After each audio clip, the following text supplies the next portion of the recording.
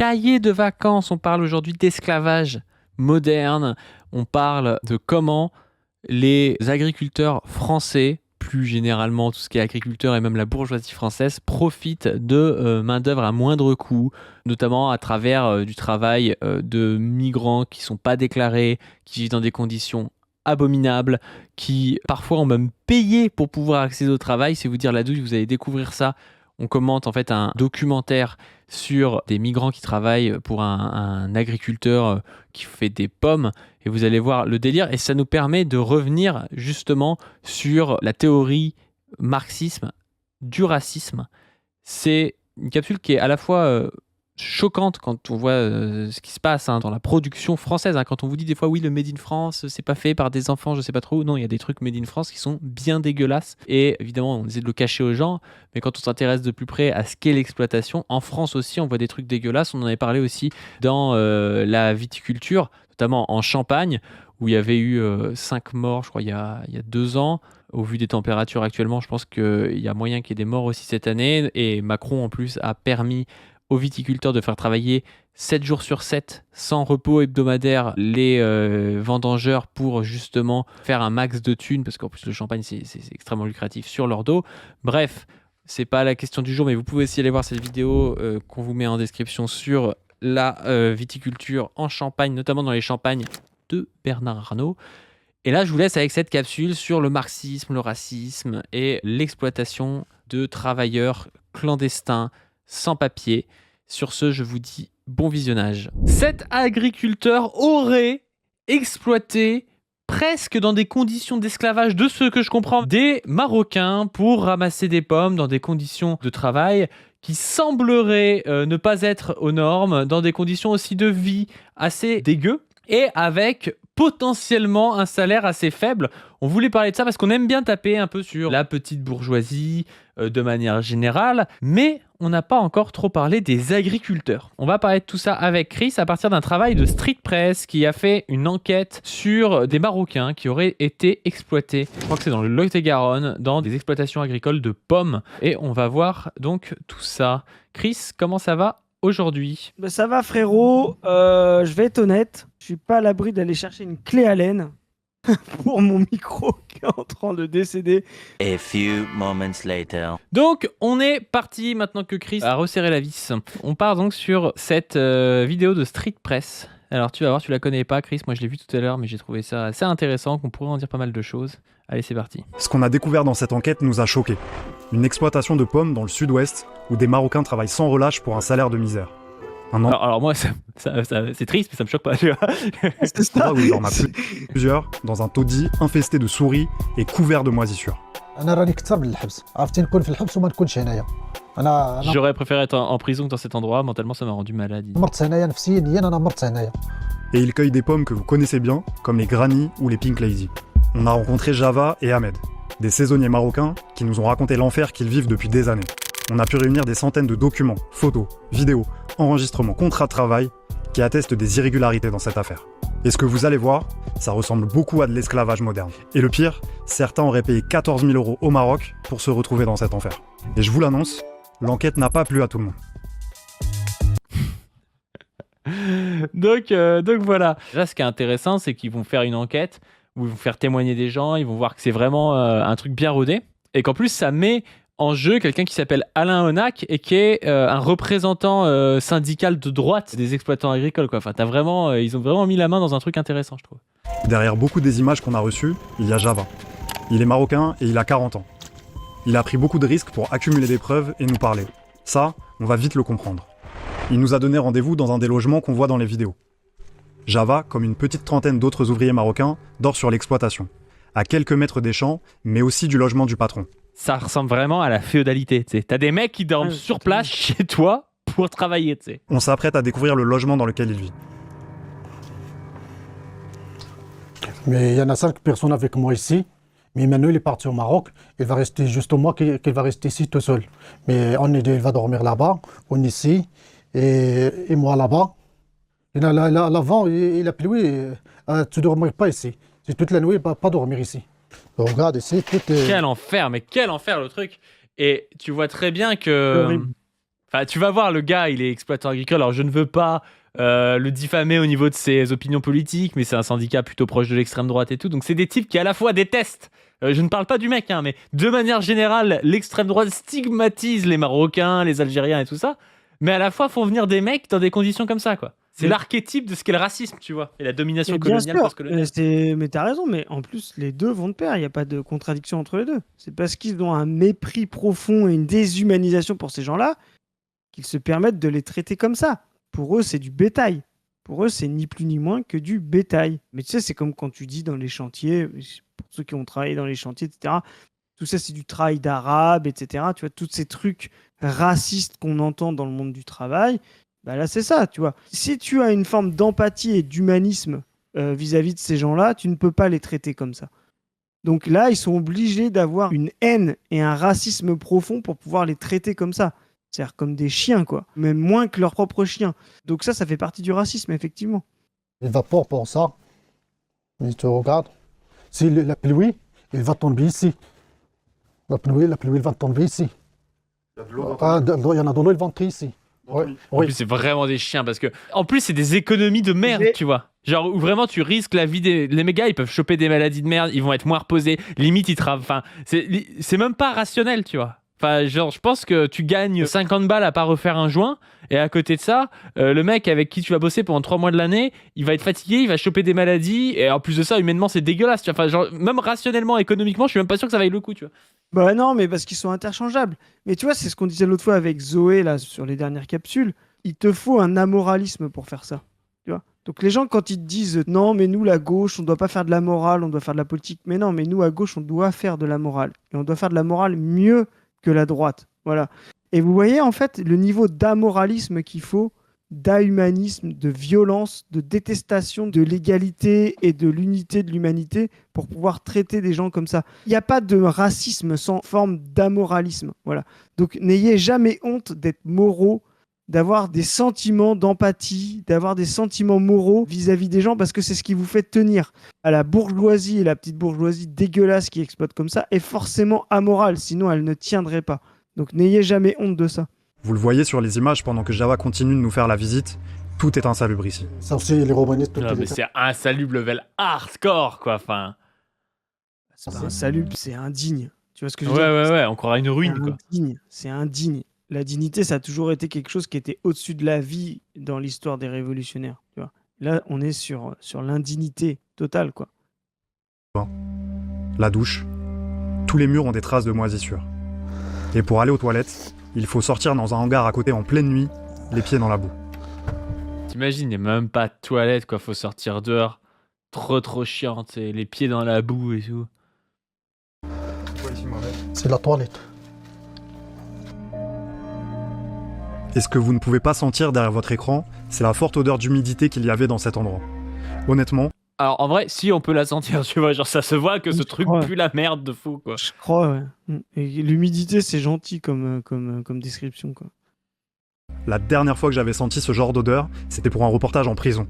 Le linge qui sèche, les murs moisis... C'est exactement ça. A l'air J'ai vécu la cellule de dégrisement dégueulasse, tu vois. Et c'est exactement ça, tu vois.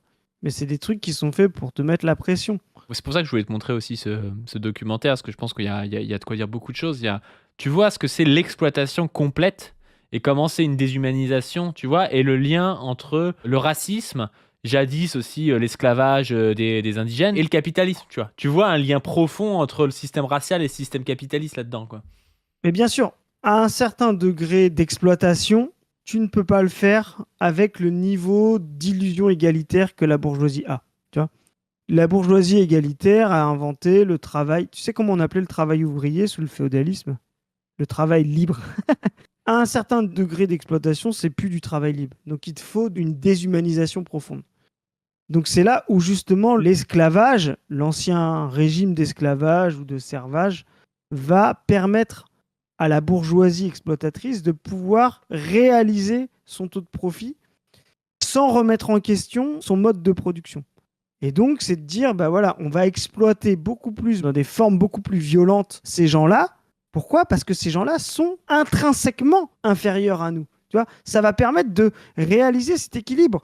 Si effectivement tu les considères comme égaux à toi, qu'ils peuvent avoir la même dignité que toi, bah, tu ne peux pas les traiter comme ça. Voilà. Et donc il te faut le racisme pour pouvoir les traiter comme ça. Et c'est là où le racisme va être réorganisé, réagencé pour pouvoir former un taux de profit beaucoup plus important. Voilà. Si vous aviez la dignité des prolétaires blancs natifs pour pouvoir fabriquer des pommes, là, ici, eh ben vous ne pourriez pas les traiter dans ces conditions. Voilà. Et comme vous ne pourriez pas les traiter dans ces conditions, vous ne pourriez pas avoir le même taux de profit qu'avec ces forçats marocains. Voilà. Donc c'est là où le racisme va servir le capitalisme, parce qu'il va servir justement de justification, d'équilibre moral et mental à la bourgeoisie pour pouvoir fabriquer du taux de profit. Mais c'est là aussi où tu vois le racisme apparaît comme une nécessité, comme une espèce d'idéologie nécessaire et même au-delà d'une idéologie, d'un système matériel nécessaire pour pouvoir aller plus loin dans l'exploitation, tu vois. Et c'est là où on fait la différence, nous, c'est avec la xénophobie, c'est pas juste ah ben tiens machin je le connais pas, j'ai peur de lui parce qu'il est étranger ou j'ai des a priori. Tu vois, c'est pas ça. Là, c'est un projet conscient de déshumanisation pour arriver à exploiter des gens, tu vois. Et typiquement, la controverse de Valladolid, c'est vraiment ça, tu vois, aussi. Y a vraiment ce truc de vouloir déshumaniser pour permettre des choses, quoi. C'est pas juste j'ai des a priori parce que je connais pas. Parce que t'avais déjà, sous l'Empire romain, des gens qui se connaissaient pas, des peuples qui se connaissaient pas, qui avaient des a priori sur autrui. C'est pas exactement la même chose que le racisme moderne qu'a permis le capitalisme. Exactement. Et il faut lire, par exemple, les grands théoriciens du racisme. C'est ce que souvent les gens ne comprennent pas. Le racisme naît d'un mode de production qui s'appelle l'esclavagisme. C'est pas l'inverse. C'est pas parce que des gens étaient considérés comme inférieurs qu'on les a esclavagisés. Non. Lisez C.L.R. James, lisez Eric Williams, lisez Webb Dubois, etc. Pour tous les gens qui nous font croire que des comme Ajari pensent l'esclavage moderne. Voilà. Il y a des gens beaucoup plus sérieux que lui qui pensent l'esclavage bien mieux. Comme Dubois, C.L.R. James, Eric Williams, on pensait justement ça et on dit ce n'est pas du racisme que naît le mode de production esclavagiste, mais c'est de l'esclavage que naît le racisme. Pourquoi ? La bourgeoisie, quand elle commence à être expansionniste au XVe, XVIe siècle, à partir de l'expansion coloniale, etc., de l'Amérique du Sud, a besoin d'une main-d'œuvre. Voilà. Cette main-d'œuvre est interdite par le mode de production féodal. Voilà. Le féodalisme s'orgueille, catholique, etc., chrétien, s'enorgueillit d'avoir aboli l'esclavage. Dans les colonies, il n'y a pas d'esclaves, il n'y a pas de servage, il faut donc une main-d'œuvre. Ils vont donc devoir réintroduire l'esclavage pour pouvoir produire pour eux dans les champs de coton, dans les champs de canne à sucre, etc. Voilà. D'abord les Amérindiens. Les premières formes de racisme sont justement l'expression du sang en Amérique du Sud avec sa hiérarchisation. Et puis une fois que les Amérindiens sont totalement morts, on fait en sorte d'avoir le commerce triangulaire. Cette main-d'œuvre-là doit trouver sa justification morale par rapport à l'ordre structurel de l'époque, l'ordre structurel féodal qui interdit l'esclavage et qui encourage l'horizontalité et l'humanité totale, chrétienne, etc.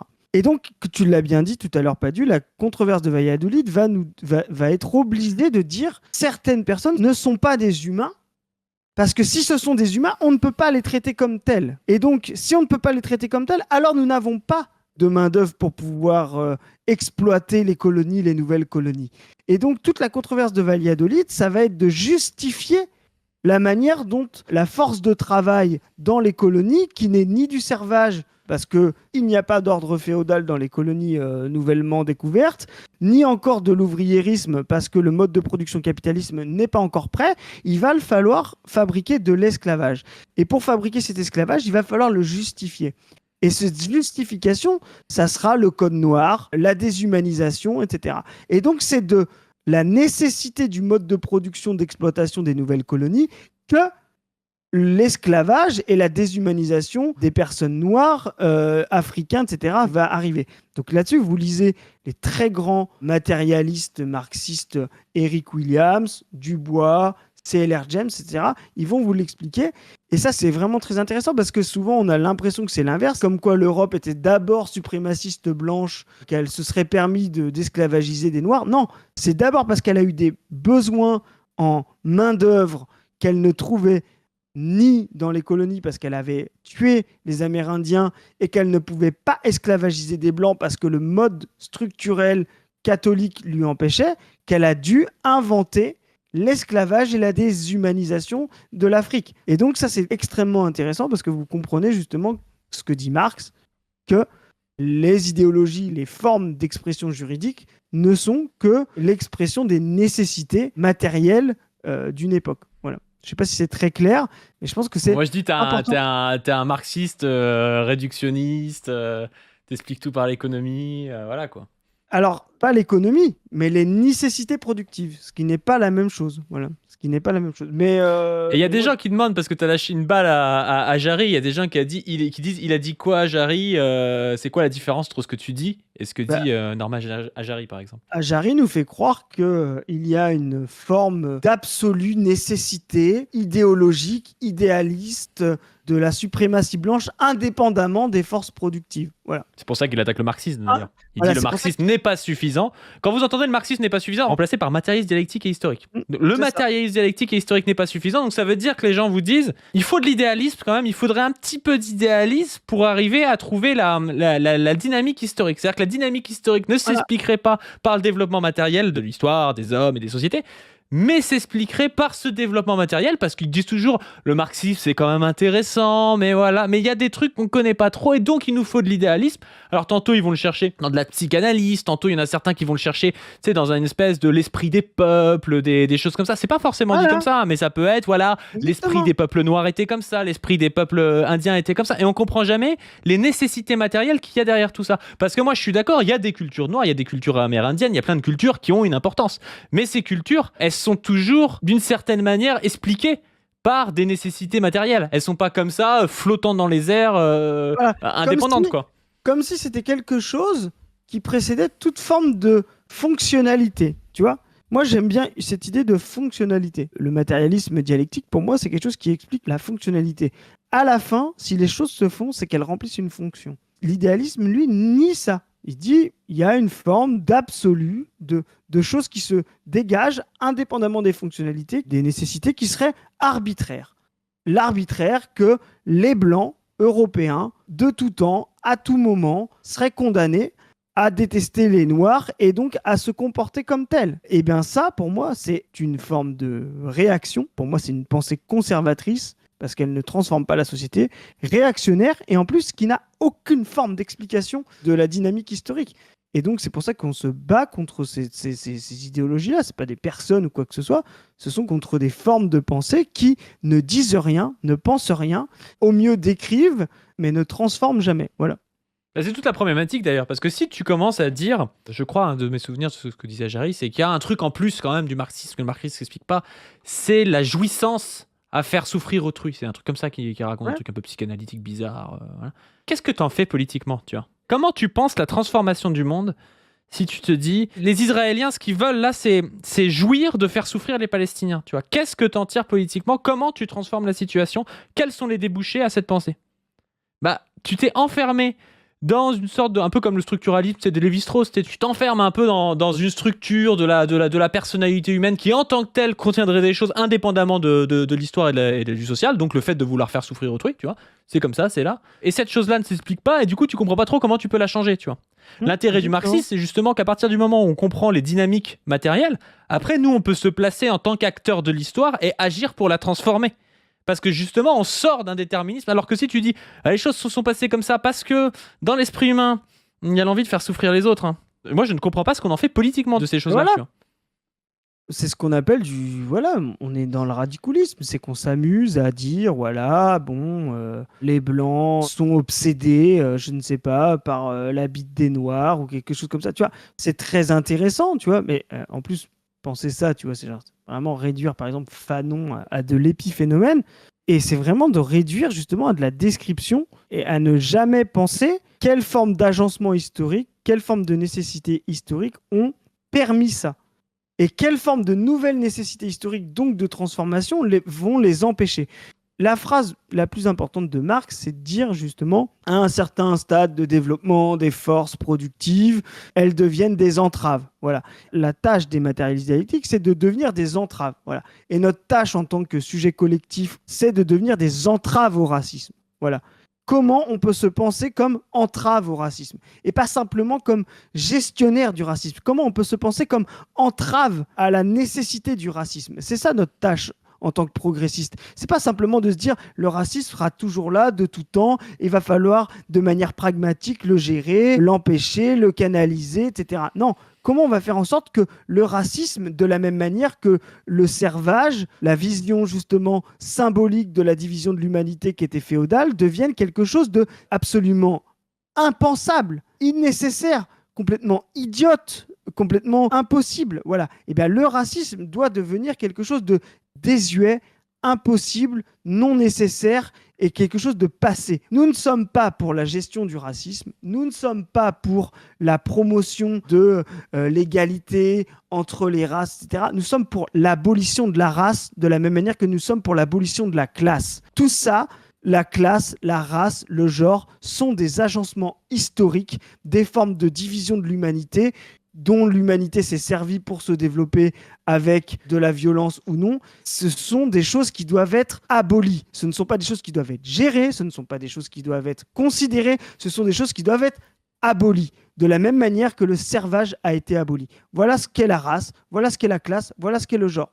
Il y a Gladarian qui dit, même si la cause est matérielle, dans les actes, il y a cette jouissance. Mais ça n'a rien à voir qu'à un moment donné, il y ait un soldat israélien qui jouisse de tirer dans des genoux des Palestiniens. Je pense que tout le monde est d'accord déjà. On s'en fout. Mais c'est pas ça qu'explique le projectionniste, et c'est pas ça qu'explique ce qui se passe, et c'est pas ça qu'explique ce que nous on va changer pour que ça se passe pas comme ça. Si cette jouissance est expliquée par tout un tas de conditionnements et de dynamiques matérielles, c'est pas cette jouissance-là qu'on doit penser pour expliquer le sionisme, tu vois.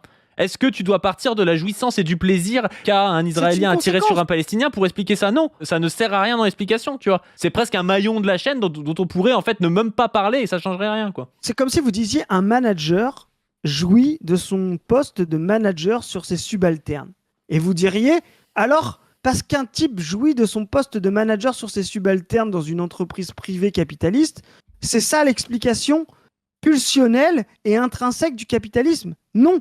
Tout ça n'est qu'une conséquence. Si des gens peuvent jouir d'une position de hiérarchie et de pouvoir au sein du capitalisme en tant que manager ou en tant que patron, ce n'est qu'une conséquence d'un ordre social capitaliste. Voilà. Et de la même manière, si des races considérées comme supérieures ou suprêmes peuvent jouir de la violence qu'ils exercent sur des races inférieures ou colonisées, tout ça n'est qu'une conséquence incarnée dans l'individu de ce qu'est le colonialisme. Et donc, le colonialisme comme le capitalisme sont des structures et des agencements historiques entre sujets collectifs qu'il faut abattre. Et ce n'est jamais une raison individuelle.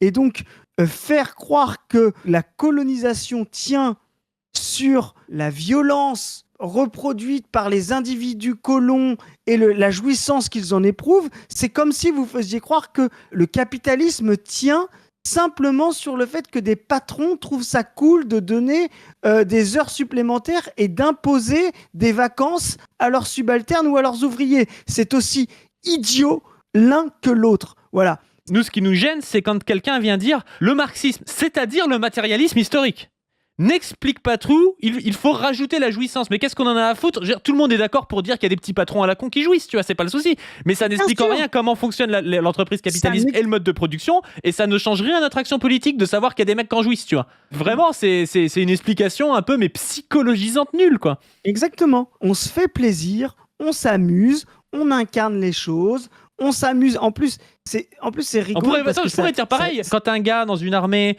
vient et pratique du tir et tout pour tirer sur quelqu'un, peut-être que rien que le fait de tirer, tu vois, et toute l'action qu'il y a parce qu'il aime bien les sports de tir et tout, ça lui fait plaisir. On s'en bat les couilles en fait que ça lui fasse plaisir. Tu vois, ça ne change rien à l'explication. C'est un truc en plus, quoi. Enfin, c'est un truc à l'intérieur qui ne sert à rien, quoi. Exactement. Et tout ça, ça ne veut pas dire que les comportements individuels ne sont rien.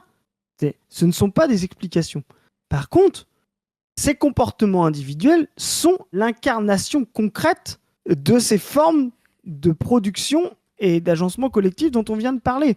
Donc effectivement, notre tâche à nous, c'est de se battre aussi contre ces comportements individuels-là. On doit toujours tenir une ligne entre, je vais être cash, la répression de ces comportements individuels, de colons, de petits patrons, de misogynes, de racistes, de ce que vous voulez, etc. Notre tâche de progressiste, c'est de se battre contre et de réprimer ça, de manière éducationnelle ou de manière directe, voilà, tout en sachant que ces comportements-là sont des conséquences d'un certain agencement matériel. On doit tenir les deux jambes. On doit tenir les deux jambes. Et si vous vous concentrez à croire que la conséquence, c'est-à-dire l'incarnation matérielle des structures, est la cause, eh ben vous vous fourvoyez. Et si vous considérez que cette cause d'agencement structurel et collectif ne peut se combattre sans jamais réprimer des comportements individuels, vous vous fourvoyez aussi. Et voilà ce qu'est le matérialisme dialectique. C'est tenir ces deux jambes de l'individu et de la structure. Et juste, quand quelqu'un, prochaine fois que vous entendez quelqu'un critiquer le marxisme, demandez-lui où est-ce qu'il y a des causalités qui ne sont pas matérielles selon lui, et qu'est-ce qu'il doit rajouter lui au matérialisme historique. Faut vraiment essayer de le débusquer, parce que souvent, quelqu'un va dire ça, va attaquer le marxisme, puis après, il n'y aura rien derrière, quoi. On ne comprendra pas trop sa critique, soit ça va être parce qu'il réduit le marxisme à l'économie. Bon, bah si tu veux, ça veut juste dire que tu n'as pas trop compris, tu vois, mais expliquez-lui clairement où est-ce qu'il y a un hiatus et où les dynamiques matérielles historiques n'expliquent plus le mouvement historique. S'il arrive à vous l'expliquer, là, il aura débunk le marxisme. Et c'est là où on pourra commencer à parler. Mais dire juste, ouais, non, c'est pas le marxisme, c'est la religion, c'est pas le marxisme, c'est la pulsion, c'est pas le marxisme. Bah, au niveau historique, ça n'a pas trop de sens à part réintroduire des causalités idéalistes, quoi. Exactement. C'est à la fin de rendre les choses arbitraires. Moi, on me reproche souvent d'attaquer Spinoza. Mais s'il y a un truc dont j'hérite de Spinoza et que le marxisme hérite de Spinoza, c'est de considérer que les choses ne sont jamais arbitraires. Alors pour Spinoza, elles sont toujours nécessaires, absolues, déterminées. Voilà, c'est un problème. Chez les marxistes, nous, ce qu'on dit, c'est qu'elles sont toujours significatives. Les choses ne sont jamais arbitraires, c'est-à-dire qu'elles ont toujours un sens. Un sens dans le mode de production matérielle, dans la pensée matérielle, ça veut dire qu'elles servent une fonctionnalité. Ça veut dire qu'elles remplissent une forme d'équilibre. Voilà. Équilibre qui est toujours instable et évolutif, donc elles sont toujours en train de s'agencer. Voilà. De s'agencer, ouais. Goldman dit par exemple, si votre nécessité c'est vous êtes sous une table et que vous devez taper à coups de marteau sur le haut de la table, ouais, c'est un exemple comme un autre, vous allez devoir vous relever au-dessus de la table pour pouvoir taper dessus. Ça veut dire votre comportement de devoir vous relever est signifiant par rapport à la fonctionnalité de devoir taper sur la table. Voilà. Et toute forme d'action humaine, qu'elle soit individuelle, semi-collective, collective, etc., est significative. C'est-à-dire qu'elle remplit une signification, elle a un sens par rapport à une fonctionnalité. Voilà. Et donc, quand vous voyez, par exemple, un colon israélien déshumanisé, un colonisé palestinien, le violenter, etc., il remplit la fonction de maintenir les structures coloniales et l'État raciste israélien. Tout ça n'est pas pulsionnel, tout ça n'a pas d'explication dans son individu, tout ça a une explication sociale et collective. Comment Java s'est retrouvé à vivre dans ces conditions, loin de son pays? On s'est posé avec lui pour comprendre son histoire. Mais moi, il va rentrer ici en 2005. Mais pour travailler pour la famille. T'imagines le mec, ça fait depuis 2005 qu'il est dans ces conditions de merde et tout. Mais c'est vraiment des chiens, les gars, mais c'est la folie, hein. تما في المغرب ما كاينش شي خدمه اللي غادي نخدمو. انا جيت لهنا باش نحسن الوضعيه ديالي، ولكن انا جيت لهنايا تستغلوني بزاف. Il dit en gros que voilà, il y a pas de travail au Maroc et du coup qu'il est venu ici pour avoir du travail et qu'il s'est retrouvé exploité. انا ما عارف والو. انا ما كنجي من المطار لهنايا الفيرما ما كنخرجهاش نهائيا انايا. Il arrive de l'aéroport, il se retrouve à la ferme, il sort plus de la ferme, quoi. وكنحيد التفاح وميم طو كنشارجي تراكتورات وشي مرات غير ما كيكون حتى واحد كنمشي لاخر الهونكارات الفريكويات كنستف تمايا التفاح وشي مرات كنبقى تما حتى 12 الليل 11 الليل وانا خدام تمايا والبرد انا كنبدا. Il bosse parfois jusqu'à minuit, il commence vers 7h du matin. T'as quel enfer, quoi. الباترون قال الوحده كانت هنا قال له المغاربه غير حمير احنا. T'as vu? Le patron a dit les Marocains c'est que des ânes. Tu vois comment le gars voit. Tu le disais tout à l'heure, ça renvoie presque à des animaux. Tu vois, tu disais comme un chien ou comme. Mais non, c'est des ânes, tu vois. C'est même pas son chien à lui, c'est des ânes, c'est des animaux de trait, quoi. C'est du bétail. Ce que je te disais tout à l'heure, c'est du bétail pour eux. Et c'est pour ça qu'on peut critiquer. Tu vois, nous, on a plein de critiques. Moi, j'ai plein de critiques à faire sur les antispécistes, etc.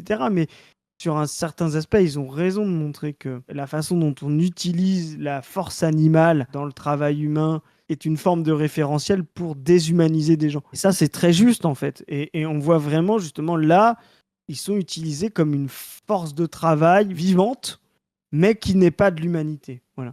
et qui est, et tu l'as dit, ce sont des ânes. Voilà, ce sont des ânes. Enfin, je l'ai dit. Moi, j'ai rapporté les propos. Ah non, hein, c'est pas moi qui non, l'ai- bien sûr, c'est ça. t'inquiète pas, frérot. Mais, De ouf, mais voilà, ils le disent clairement, tu vois. Mais c'est ce qui est pire, c'est que justement le racisme va inverser les choses. Il va même aller plus loin. Il va même dire, voilà, je te dis, moi je l'ai entendu. Vous l'avez entendu dans le chat, du travail d'arabe. Voilà. Quand vous entendez du travail d'arabe, vous comprenez que c'est pas du travail humain, que c'est du travail déshumanisé. Et ces incarnations langagières du racisme, elles sont extrêmement significatives. Elles disent quelque chose d'ultra violent qui montre que une certaine partie de la population, dans l'ordre du travail, ne mérite pas l'humanité et la dignité. حنا كنخدموا له السبت كنخدموا له الحد في الاعياد ديالهم كنخدموا لهم حنا ما كنجلسوش نهائيا كاين النهار اللي كنضربوا فيه حتى 11 ساعه 12 ساعه فوقاش ما جا كيقول لك خدم كتخدم كنا واحد المره واحد 4 شهور دوزتها انايا انا جلست فيها يومين حنا Le gars a eu 2 jours de repos en 4 mois, quoi, en travaillant 11 à 12 heures par jour. Quoi. Il payait 5 euros de l'heure. كتشوف داك الاخر اللي فيه جو باي ماشي الثمن اللي فيهم هو اللي كتشد. Et sur les fiches de paye, il dit c'est pas le même Et là- montant que ce qu'il reçoit. Et là, c'est marrant parce que tu vois, ça devrait même pas être à nous là de devoir s'insurger contre ça. Parce que pour nous, et tous les gens qui sont dans le chat, si vous êtes ici, tout le monde est dégoûté par ça, tout le monde est horrifié par ça. Mais ils sont où nos petits libéraux là, les petits libertariens là, qui parlent de droits naturels, d'humanité, etc. Ils sont où ces tartuffes, ces imposteurs, ces merdes? Tu vois, ils sont où ces gens-là pour dénoncer ces types-là? Non, ces types-là, ils font des vidéos sur la zététique ou je sais pas quelle connerie, etc. Ça devrait être à eux, ces FDP là, de dénoncer ça. Parce que là, c'est directement une insulte au droit naturel, à l'humanité, au respect de l'individu et de son contrat, etc. Tu vois, tout ça, ça montre la tartufferie de ces gens. C'est tellement ingrat, minable, cette indignité qu'on réserve à une partie de nos frères en humanité. On n'a pas besoin d'être marxiste pour dénoncer ça. Même les libéraux, les libertariens devraient le faire. Et donc, on devrait leur mettre devant la gueule. Voyez, c'est ça le capitalisme que vous vendez, bande de saloperies. N'est pas nous parler de psychologie, faire des débats avec ce de Bégodeau et tout, si vous avez rien à dire sur ça. Voilà. Chris, il est trop vénère. Il insulte tout le monde. Chris insulte tout le monde dans mon chat. Pardon, mais je suis désolé, mais tu vois ce que je veux dire, c'est on n'a pas besoin d'être marxiste pour dénoncer ça, tu vois. Enfin, c'est juste Non, mais, ouf, ce quoi. documentaire-là, je le montre à n'importe lequel de mes amis, tu vois, qui sont pas marxistes, même de droite ou de gauche, ils trouvent ça dégueulasse, tu vois. Sauf que les militants politiques de droite ou libéraux, ils choisissent de fermer les yeux sur cette situation-là, tu vois. Parce que cette situation-là arrange certaines personnes, tu vois. هنايا Je sais pas. هاد المراه هادي خص الباترون T'inquiète. حيت هي اللي مكلفه هاد العام هي ما C'est كتعاملش la sœur du patron, la meuf qui distribue de l'argent liquide. مزيان على حسب كل واحد شنو كتعطي له في Elle se comporte pas bien avec eux, il dit. في السيمانه ولا 15 يوم اما في الاول كنمشيو عندها كتقول لنا الفلوس ما كاينينش الفلوس مازال ما دخلوش الفلوس مازال ما دخلوش Ça, c'est un truc en bas à droite du graphique. On n'a pas encore d'argent, l'argent n'est pas encore rentré et tout. Ça, c'est un truc en bas à droite du Ouais. graphique, là, alors que c'est Ouais. des gens qui sont pétés de thunes, tu sais, qui sont vraiment, tu sais, c'est le magot. Tu sais, c'est des gens qui ont de l'argent liquide caché et tout. Alors, je dis pas que cette personne en a, tu ça. vois, mais en bas à droite du graphique, c'est un peu comme ça, tu vois. J'ai pas eu le virement, c'est jour férié. il y a toujours une douille. Je la connais. J'ai appelé le banquier, mais là ils sont en vacances. Je connais le dossier. هما التفاح غير كيبيعوا في التفاح وهما كيقولوا لك الفلوس ما عندناش هي كتقول لك بحال الا ولات دابا كتصدقهم في Elle nous parle comme si elle nous faisait des dons. C'est tellement précis. Ça, C'est, c'est tu travailles pour tellement elle, tu te fais exploiter. En plus, la meuf, elle est là, elle est gentille avec les Marocains. C'est, tu sais, elle te tutoie déjà, tu sais pas trop pourquoi. Et elle te parle comme si elle était gentille de te le donner, quoi. Quelle Et elle te- horreur. Et elle te dit, mais si nous on n'était pas là, comment vous survivriez? Tu vois? Mais c'est ça. C'est Elle ça qu'elle s'invente te dit. un humanisme. Mais tu sais, c'est la phrase de fou, c'est on crée de l'emploi. Tu vois, tu sais, on crée de l'emploi, on vous crée du travail, comme on disait tout à l'heure, c'était pas des nécessités collectives. Je te donne une anecdote. Moi, quand je suis passé de ouvrier à statut intermédiaire, je me suis fighté avec des cadres, tu vois. Et un jour, la meuf, directrice commerciale, elle me dit « Ouais, mais sans nous, les commerciaux, il y aurait pas de boulot, tu vois. » Et moi, je lui dis « Ah bon, parce que les gens, ils t'ont attendu pour manger des chips. » Tu vois, tu vois, mais c'est exactement ça, tu vois. Genre, là, on parle de mecs qui fabriquent des pommes. Ce qui fait que les gens produisent des pommes, ne l'oubliez pas, c'est que les gens ont besoin de manger des pommes. Si demain, Marilyn, Madeleine ou Raymond, je sais pas comment il s'appelle, le patron de ces patrons fils de pute qui exploitent des gens comme ça, s'appelle, tu vois, il y en aura un autre qui prendra la place. Pourquoi ? Parce que eux ne font rien d'autre que répondre à une demande et un agencement social. Donc, ils ne créent jamais rien. Donc, quand vous entendez un bourgeois vous dire « on crée de l'emploi », c'est pipou de A à Z, c'est bidon de A à Z. Voilà. Donc les bourgeois ne créent jamais d'emploi, ils n'inventent jamais rien, ils sont simplement ceux qui ont les moyens d'être les exploiteurs de la coordination entre les besoins et la production, rien d'autre. Et si le bourgeois qui exploite, ce camarade, ce frère en humanité qui témoigne ici, disparaît, il y en aura un autre à sa place. Point à la ligne. Ne croyez jamais que les bourgeois inventent, fabriquent, ont une forme de nécessité. Ils ne font rien d'autre que coordonner par leurs moyens de production et leur capital le besoin et la production. Il y a Xénon Goudenov qui dit, entre guillemets, on est comme dans une famille. Ça, c'est possible que la meuf s'invente un truc et qu'auprès d'autres, elle dise ouais, ben voilà, nous, on emploie des Marocains, mais ça leur permet d'avoir du travail. Et puis, il s'appelle Java, le mec Java, je le connais depuis 20 ans et tout. Il a vu le petit grandir et tout. C'est vraiment un mec bien. Je suis content de pouvoir l'aider à lui trouver du travail. C'est tout à fait possible, ça. Hein. C'est vraiment en bas à droite sur le graphique, ça. On est comme dans une famille, tu vois. فينا ولينا كنحشموا باش نمشيو نطلبوا رزقنا النيت. Ce que nous apprend On aussi se retrouve à avoir honte d'aller réclamer notre dû. Ça, c'est en bas à droite sur le graphique, ça. Voilà. C'est-à-dire que t'as travaillé et en plus, la meuf te fait genre qu'en fait, si elle te paye, c'est parce qu'elle est gentille, mais t'as honte d'aller demander ton salaire, quoi. il ne toucherait l'argent de son contrat qu'à la fin de la saison, après plusieurs mois de travail. La scène qu'on voit sur la vidéo, ce serait une distribution d'argent au compte-gouttes, au bon vouloir des exploitants et retiré du salaire total des ouvriers marocains. Grâce à lui, on en sait plus sur la femme sur la vidéo. Mais c'est normal, dis pas merci. Hein. C'est normal, ne dis pas merci. Oh là là là là là là, quel enfer, mec. C'est normal, ne dis pas merci, frérot. Le gars, il fait 11 à 12 heures de travail tous les jours, week-end et jour férié inclus. La meuf, elle lui lâche 200 balles en liquide issu de je ne sais quoi. Et elle fait genre, c'est normal, ne me remercie pas. Mohamed est vraiment très gentil avec moi. Moss Majorum nous dira elle l'a payé exactement ce qu'il rapporte. Tu vois. Ouais, Monsieur Jérôme dira que cette meuf est exploitée par ses Elle l'a employés. payé exactement ce qu'il rapporte. Donc elle l'a pas exploité. Tu vois. Merci. Lui aussi, on le voit sur plusieurs vidéos filmées par les ouvriers marocains. Je sais pas si je vais pas vous envoyer ramasser de la pique. Ce qu'on sait sur lui, c'est qu'il a 64 ans. Il a lancé son exploitation dans les années 90 et il siège en tant qu'élu coordination rurale au sein de la mutualité sociale agricole de Dordogne-Lot-et-Garonne. Alors, on rappelle que la coordination rurale, on a eu une info du chat, serait impliquée potentiellement dans le meurtre de Sylvie Trémouille et de Daniel Buffière.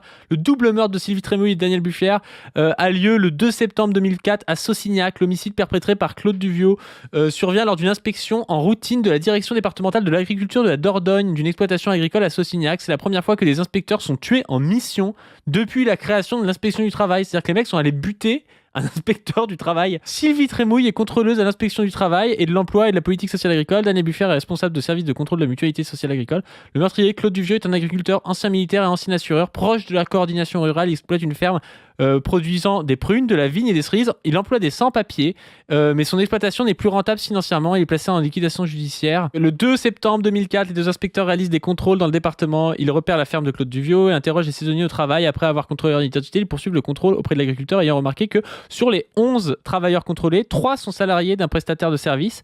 Le ton monte au cours des échanges, prétextant à aller chercher des documents dans le bâtiment. Claude Duvieux sort avec une arme à feu. Donc il lui tire dessus, Donc, lui, il est proche en tout cas de la coordination rurale. Non, mais c'est intéressant parce que ce que tu disais, c'est qu'il emploie des sans-papiers. Il faut rappeler un truc, c'est ne le reprochez jamais aux bourgeois d'employer des sans-papiers. Aujourd'hui, c'est comme si vous reprochiez aux bourgeois d'employer des enfants en 1850. Vous voyez ? Ils le font parce que ça se fait. Moi, je regardais hier le film de Raoul Peck, Le Jeune Marx, que j'ai regardé, je sais pas, 10 fois.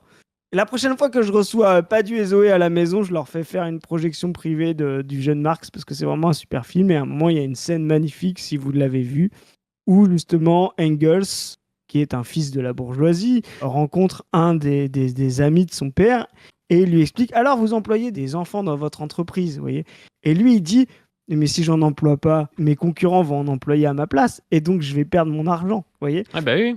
Et ben là, c'est la même chose avec les travailleurs sans papier de nos jours. L'organisation fait que les Ah bah ils vont faire employés- faillite sinon. Voilà, ils vont faire faillite et donc d'autres vont le faire à la place. Pour rester en bas à droite du graphique, ils sont obligés de faire ça. Donc jamais ne vous battez contre le fait de renvoyer des sans-papiers. Voilà. La tâche du mouvement ouvrier, c'est de toujours donner des papiers et de donner des droits à nos camarades travailleurs, qu'ils aient la nationalité ou non, qu'ils parlent la langue ou non, etc. D'étendre les droits des travailleurs en France à tous les travailleurs, qu'ils soient natifs, qu'ils soient arrivés hier, il y a 1 heure, il y a une demi-heure. C'est ça le mouvement ouvrier de A à Z. Les gens qui vous font croire qu'il faut simplement bloquer les frontières, qu'il y a machin, etc. Tout ça est bidon, tout ça est un argument réactionnaire de racistes. De racistes qui n'iront jamais ramasser les pommes à la place des gars. Voilà, qui n'iront jamais ramasser les pommes, etc. La dignité du mouvement ouvrier et internationaliste, c'est toujours de dire les droits les plus absolus, les plus avantageux doivent être donnés à tous, que vous soyez arrivé hier, avant-hier, aujourd'hui. Gardez ça en tête. Tous les gens qui vous disent il y a trop d'immigrés, il faut faire gaffe aux frontières, etc. Tous ces gens-là sont des traîtres à la classe, ne pourront jamais parler au nom des ouvriers.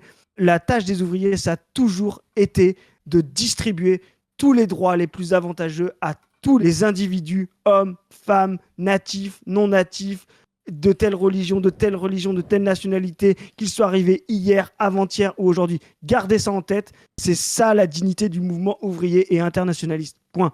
On a justement filmé une affiche de la coordination rurale. Ce syndicat agricole proche de l'extrême droite est en pleine percée. On les a beaucoup vus l'année dernière, avec leur bonnet jaune, protester contre des traités de libre-échange, les normes européennes ou la flambée des prix. Ils se sont fait connaître avec des actions coup de poing et des propos violents. J'ai trouvé un clip de promo sur leur chaîne YouTube qui résume bien l'état d'esprit. Le peloton de la CR ne laisse personne voir chemin pour nos terres, pour nos fermes. Et dites-vous toujours, mais imaginez si les cheminots faisaient 1/5 de ce que ces mecs sont en train de faire. Ils sont en train de faire cramer des trucs devant genre une mairie ou je sais pas quoi. Personne ne leur dit rien, quoi. La puissance de lobbying de ces mecs est aberrante, tu vois. Mais oui. C'est vraiment fou, hein. Tu fais ça, les gilets jaunes, ils faisaient ça, c'était des terroristes à la télé, enfin, c'est ouf, hein. De fou. Pour l'avenir de nos vies, on gagnera ces élections, la victoire. Aux récentes élections aux chambres d'agriculture, la coordination rurale a réalisé une percée en arrivant en tête du vote des agriculteurs dans 14 départements. Et le Lot-et-Garonne est leur bastion historique. Autant dire qu'Alain Onac a du réseau dans le coin. C'est une des raisons pour lesquelles Parce Sophie, que le mec est un élu du Lot-et-Garonne de la coordination rurale, tu vois. Donc le gars a un peu de réseau, quoi. c'est le prénom qu'on va lui donner, a décidé de témoigner anonymement. Et donc là, tu vas voir une meuf en bas à gauche du graphique témoigner de ce que fait le gars en bas à droite. Et tu vas voir la classe, tu vas voir l'alliance de classe. C'est-à-dire que cette meuf qui est française mais ouvrière agricole, c'est elle qui est là en train de témoigner, de prendre tous les risques pour ses camarades marocains, quoi. C'est une personne qui est connue dans le milieu agricole, qui connaît tout le monde, c'est des familles. Il est évident que je ne vais plus jamais retrouver de travail dans l'agriculture. Personne ne voudra m'embaucher. Et si vous parlez, de toute façon, vous ne retrouvez pas de travail. Tout le monde sait, personne parle. Sophie a travaillé 3 ans et demi pour Alain Onac en tant qu'ouvrière agricole. Elle a côtoyé Java et les autres ouvriers marocains. Même s'ils travaillaient dans les mêmes conditions difficiles, la boue, le froid, ils n'étaient pas logés à la même enseigne. J'ai toujours travaillé avec eux, mais pas forcément dans l'équipe des Marocains. S'il faut venir travailler le samedi, ils viendront travailler le samedi. S'il faut venir travailler le dimanche, ils viendront travailler le dimanche. Ils travaillent beaucoup plus que nous. C'est au fur et à mesure des saisons que Sophie découvre l'ampleur de l'exploitation dont sont victimes les Marocains. En travaillant avec eux, elle se rend compte de leur grande précarité. C'est l'extrême pauvreté marocaine. C'est-à-dire qu'il y en a qui ne savent ni lire ni écrire. C'est extrêmement facile de les exploiter, quoi. Je vais te donner 5 €, ils sont contents, enfin, quand voilà, ils étaient tous au chômage. Il n'y en a aucun qui travaille au Maroc. Même venir ici et prendre 5 € de l'heure, c'est quand même bien. Aujourd'hui, Sophie veut alerter sur la situation des saisonniers marocains. D'après elle, elle a tenté de le faire auprès du patron Alain Onac, mais sans réponse. À bout, elle pensait quitter l'exploitation fin 2024, mais le patron n'aurait pas renouvelé son contrat. En novembre, là vraiment, moi j'en pouvais plus de voir les Marocains qui ont faim. C'est affreux de travailler et de voir en fait la détresse de l'autre. Donc de savoir qu'ils avaient faim, de les voir travailler, enfin, de nous voir travailler dans la boue comme on a travaillé cette année, et de voir aussi que Alain est complètement à côté de la plaque, quoi. Enfin, pour moi, c'était plus possible. Puis finalement, on m'a demandé de partir en décembre, et c'est très bien comme ça. Ce qu'on a appris dans cette enquête, T'as vu la violence du truc? La seule personne qui a de l'humanité dans le truc, c'est la meuf qui est travailleur ouvrière agricole avec les Marocains et qui dit ouais c'est tu sais c'est limite la meuf qui a moins de thunes mais qui va leur payer de la bouffe, tu vois. Genre enfin vraiment c'est ouf. Hein. La conscience de classe, c'est elle qui a la plus fine vision des choses. Elle est capable de dire ouais mais moi parce que je suis natif, parce que je suis blanche, jamais je partageais ces niveaux de déshumanisation. C'est-à-dire j'étais à côté d'eux mais j'étais pas avec eux. Et là, vous voyez l'agencement entre le racisme et le capitalisme. Vous voyez, à un moment donné, vous êtes natif blanc, on va vous donner les postes un petit peu supérieurs, un petit peu avantageux. Et ça va vous faire participer à la reproduction du mode capitalo-raciste. Cette dame, elle est incroyable parce que justement, elle arrive à comprendre ça. Elle arrive à conscientiser ça. Moi, je vous le dis, il n'y a aucune chance que cette dame-là ait vote RN. Mais pour tous les gens qui considèrent qu'ils n'ont pas les pires postes parce que justement c'est normal, parce qu'eux, ils sont blancs, etc., et ben, vous voyez, l'agencement du capitalisme et du racisme. Et tout ça est fabriqué de A à Z en ce moment par justement le mode de production en crise, pénurique. Comprenez bien l'ordre des choses. On avait fait des trades là-dessus, tu te rappelles, pas du. Ouais. Si on était dans un mode socialiste, ça n'existerait pas. Pour une bonne raison, c'est que il n'y a jamais trop de force de travail dans le mode socialiste. Quand vous faites un déménagement, vous dites jamais « Ah non, là j'ai été obligé de refuser du monde pour mon déménagement parce que ça allait finir trop tôt. » Personne se dit « Ah ben non, nous on a prévu de finir on a un déménagement et qui commence à 8h. Là j'ai trop de potes et de familles qui viennent, donc ça va finir trop tôt, c'est un problème. » Vous voyez ? Mais dans le monde capitaliste, le travail est une marchandise. Le travail est une marchandise. Donc, il doit être limité. Il doit être inférieur à la demande. L'offre de travail doit toujours être inférieure à la demande, ce qui permet de le rendre le plus bas possible en termes de coût de marchandise. Et vous le voyez, là, les conditions sont dégradées, la violence est augmentée, l'exploitation est augmentée. Et donc, ça va permettre petit à petit, de faire en sorte que les Blancs remontent dans la hiérarchie. Ensuite, on fait venir des travailleurs immigrés légaux. Et puis ensuite, quand les travailleurs immigrés légaux, c'est encore trop cher, on fait venir des travailleurs immigrés non légaux, etc., pour créer une offre de travail toujours plus faible que la demande et la payer le moins cher possible. Et la payer, comme tu disais tout à l'heure, en symbolique. Ah, mais vous avez de la chance quand même, hein, parce que sinon, vous pourriez être au beau milieu de la Méditerranée en train de mourir. Vous voyez ? Donc, c'est pour ça que le mode de production et la révolution socialiste, c'est toujours de maximiser les droits de tous les travailleurs, quels qu'ils soient, d'où ils viennent, de comment ils viennent, etc., pour faire en sorte de casser cette dynamique de la bourgeoisie qui décide qui est l'offre et qui est la demande de travail. Voilà. Et juste, je voulais rajouter un truc là sur cette dame qui finit par demander au patron en plus, tu vois. Elle va dire au patron, mais comment ça se fait que tu sais, elle va interpeller le mec pour le ramener face à son humanité au moins, tu vois. Genre pour lui montrer la merde qu'il produit, tu vois. Moi, ça me fait questionner aussi la stratégie Ruffin, tu vois.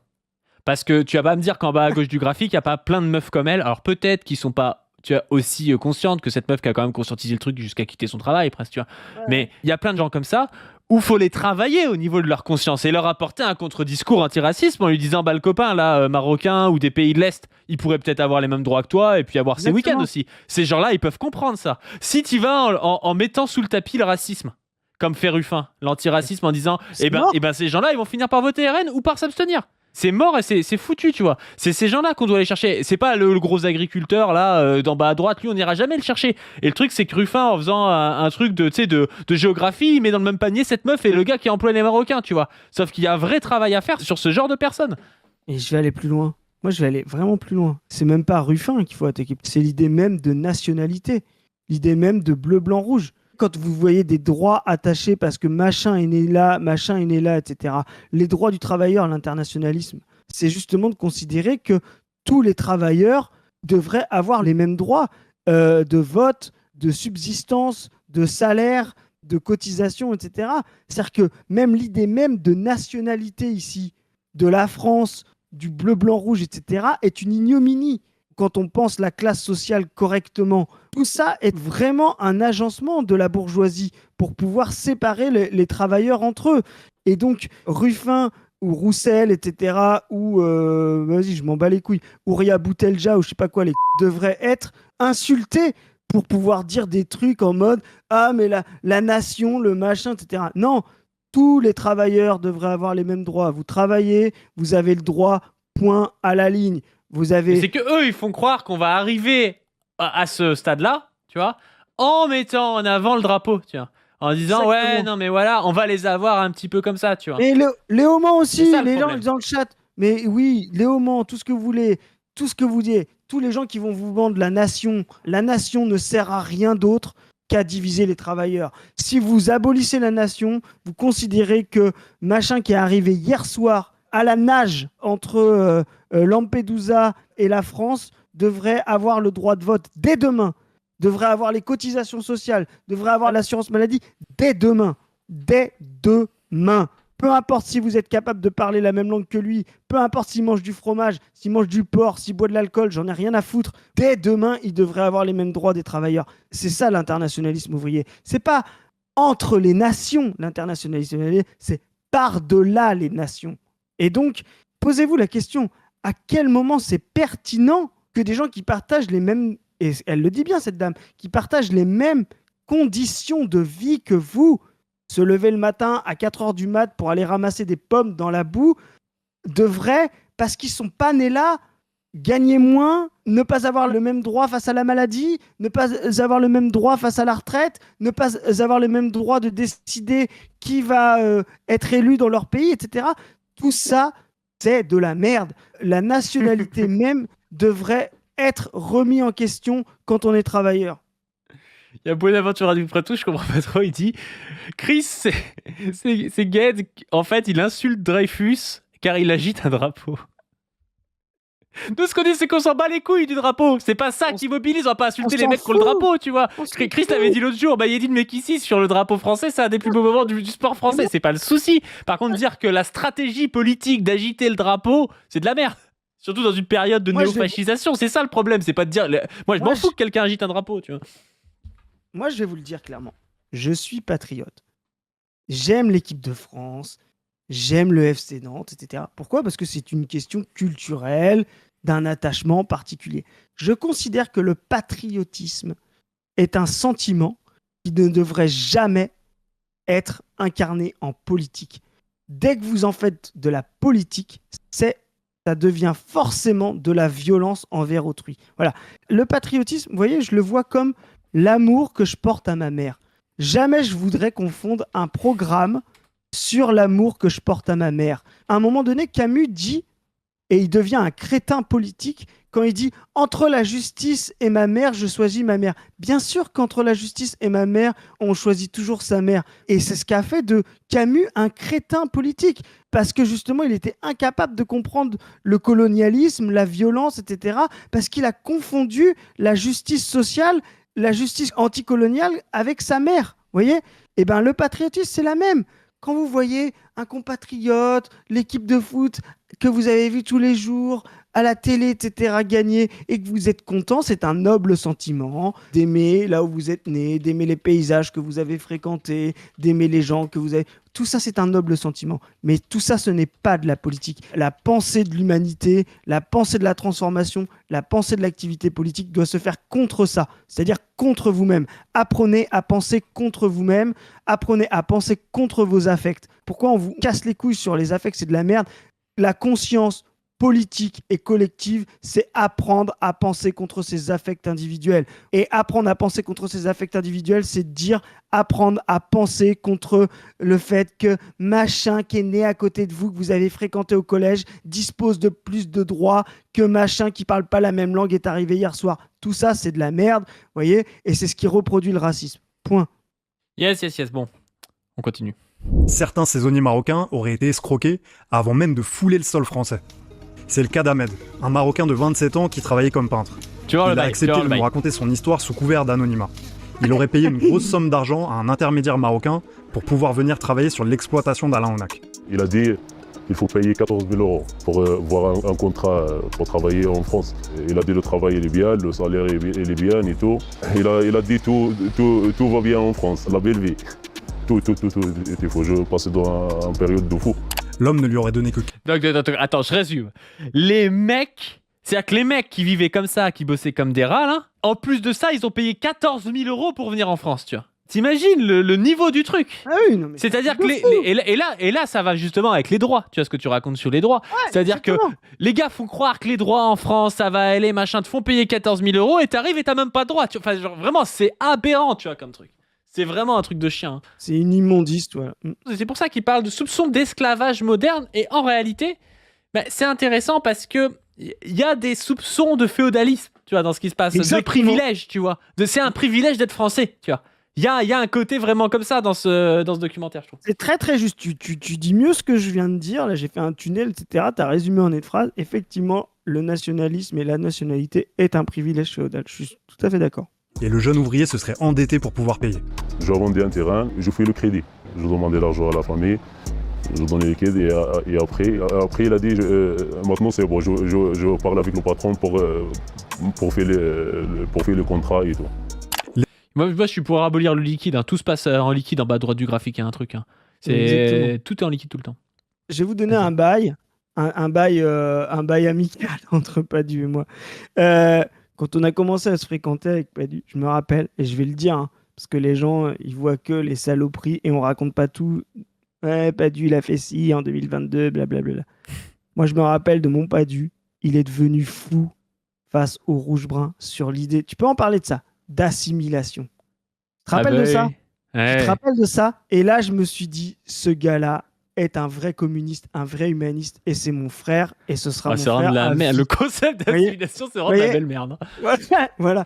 Et ça, vous voyez, c'est les premiers moments que j'ai vécu avec mon Padu. Bon, à l'époque, on se connaissait moins, voilà, et maintenant, on est amis et tout. Mais quand tu commences à rejeter cette idée même là d'assimilation, t'es dans le communisme. Voilà. Tu comprends que ce n'est pas la culture qui fait l'humanisme. Ce n'est pas l'unité culturelle qui va te permettre de dire parce que les gens ont le même mode culturel, la même religion, la même langue, etc. Là, on va pouvoir leur distribuer les mêmes droits. Non, c'est l'inverse. On s'en fout. Voilà. Et ben, moi, ça me fait penser à ça. Et du coup, je voulais te rendre hommage, frérot. Quand tu es venu me voir et qu'on a parlé de ça, je me suis dit, ce type-là est bien plus progressiste que tous les gens qui croient l'attaquer et qui se pensent plus progressistes que lui. Donc, force à toi. Mais tu vois, mais l'assimilation, ça, je te remercie pour ton laïus. Non, mais tu vois, l'assimilation, c'est un truc aussi, justement, qui va avec cette idée de la nation. Quand tu vas avoir Léoman qui va parler de la nation, la fille qui va parler de la nation, ou même Ouria Boutelja, tu vois, moi, je comprends ce qu'ils veulent dire, tu vois, de dire, on va revendiquer, tu vois, ce qui était revendiqué par l'extrême droite, on va leur reprendre ça, tu vois. Mais en fait, tu es en train de reconstruire un logiciel assimilationniste. À ce moment-là, tu es en train de dire, eh ben ouais, en fait, l'assimilation, c'est pas ce que vous pensez, c'est pas juste les blancs jambon beurre, c'est aussi Amine et Mayedine Mekissi, tu vois. Tu es en train de reprendre ce logiciel assimilationniste, tu vois. Alors que nous, ce qu'on pense, c'est que la nationalité, c'est quelque chose quand même qui est assez délétère pour le projet socialiste et pour le projet communiste, parce que ce sera toujours l'assimilation contre ceux qui ne sont pas assimilés. Et le problème, il est là. Et je voyais, mais je sais pas ce qu'il a ce soir, Buenaventura du Poitou.